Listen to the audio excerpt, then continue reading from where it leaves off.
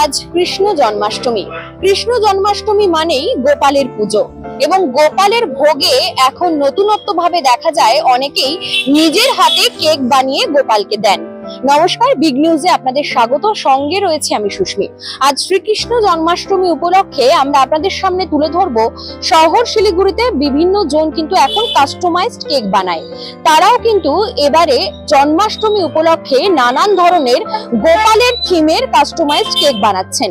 কেমন ধরনের কেকগুলি রয়েছে এবং কতটা চাহিদা রয়েছে এই কেকের, চলুন আপনাদের সামনে তুলে ধরবো বিস্তারিত। আজ জন্মাষ্টমীর সকাল থেকে পূজার্চনা চলছে দেশ জুড়ে। আর জন্মাষ্টমীতে তালের বড়া, তাল ক্ষীর বা ননির হাড়ি সাজিয়ে গোপালের ভোগ আয়োজন নতুন নয়। সেই মতন সকাল থেকে মিষ্টির দোকানগুলোতে ভরে গিয়েছে মৌসুমী মিষ্টান্নে। তবে তার সঙ্গে গত কয়েক বছর ধরে চালু হয়েছে কেক সংস্কৃতি। জন্মদিনে কানহা, গোপলু বা গোপাল সোনার নামে কেক কাটার প্রচলন শুরু হয়েছে চারিদিকে। এই ট্রেন্ড থেকে বাদ নেই শহর শিলিগুড়িও।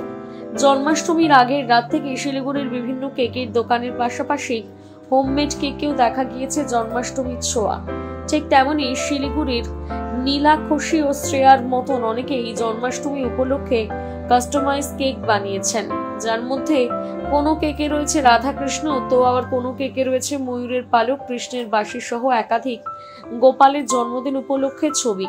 অন্যদিকে জন্মাষ্টমী উপলক্ষে এমন কাস্টমাইজ কেকের ভালোই চাহিদা রয়েছে বলে জানাচ্ছেন কেক মেকাররা।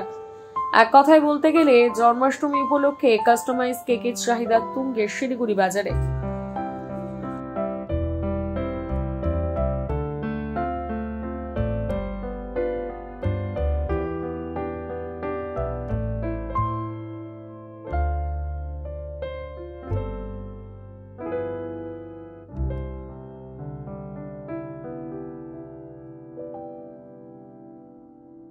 আমি দেখছি বিগত 2-3 বছর ধরে। আর আমি প্রফেশনে আছি 6 বছর, কিন্তু জন্মাষ্টমীর কেক আমি বানাচ্ছি 3 বছর ধরে। 3 বছর ধরে দেখছি খুব একটা ভালো, কৃষ্ণ ঠাকুরের জন্য একটা খুব ভালো একটা ক্রেজ কেক দেওয়ার, যেটা আগে আমরা মিষ্টি পায়েস বা যেটা সাধারণত ছিল।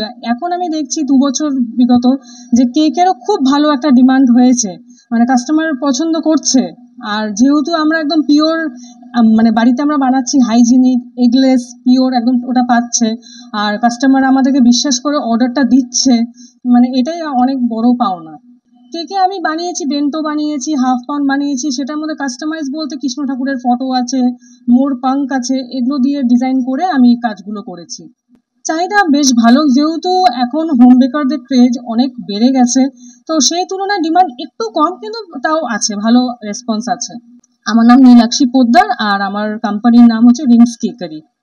যেহেতু গোপালকে বাচ্চাই মানা হয় বা তো তার জন্যই কেক কাটিং এর এই প্রচলন।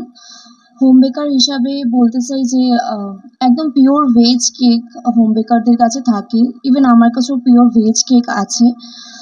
আমি ভেজ কেকই তৈরি করি। বিগত 1.5 বছর ধরে আমার এই ব্যবসা। সেহেতু আমার আজকে 20টার মতন অর্ডার এসছে, ইভেন বেরিয়েও গেছে অর্ডার, আর বিকালে বেরাবে কিছু। কালকেও যেহেতু জন্মাষ্টমী আছে, তার জন্য কালকেও কিছু অর্ডার আছে।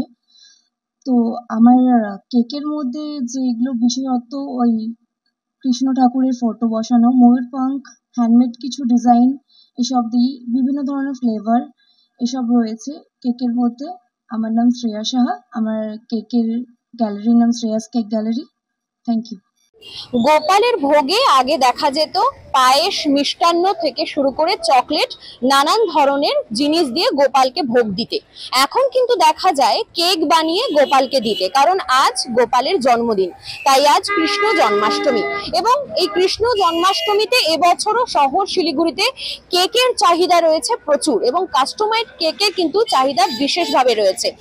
এবং কাস্টমাইজড কেক যারা বানাচ্ছেন সেই কেক বিক্রেতাদের সঙ্গেও কিন্তু আমরা কথা বললাম। তারা যেমনটা জানাচ্ছেন, এবছরও কিন্তু গোপালের জন্ম থেকে শুরু করে কানহা, এছাড়াও রাধাকৃষ্ণ, নানান ধরনের থিমের কেকের অর্ডার কিন্তু তাদের কাছে এসেছে। অর্থাৎ গোপালকে ভোগ দেওয়ার জন্য যে কেকের চাহিদা, তা কিন্তু এবারে বিশেষভাবে লক্ষ্য করা যাচ্ছে শহর শিলিগুড়িতে। আমরা এতক্ষণ এই প্রতিবেদন নিয়ে আপনাদের সঙ্গে যুক্ত রয়েছিলাম। এমনই একাধিক প্রতিবেদনের জন্য আপনারা দেখতে থাকুন বিগ নিউজ, সঙ্গে থাকুন বিগ নিউজে। শিলিগুড়ি থেকে Susmi Sengupta report, big news. ধন্যবাদ।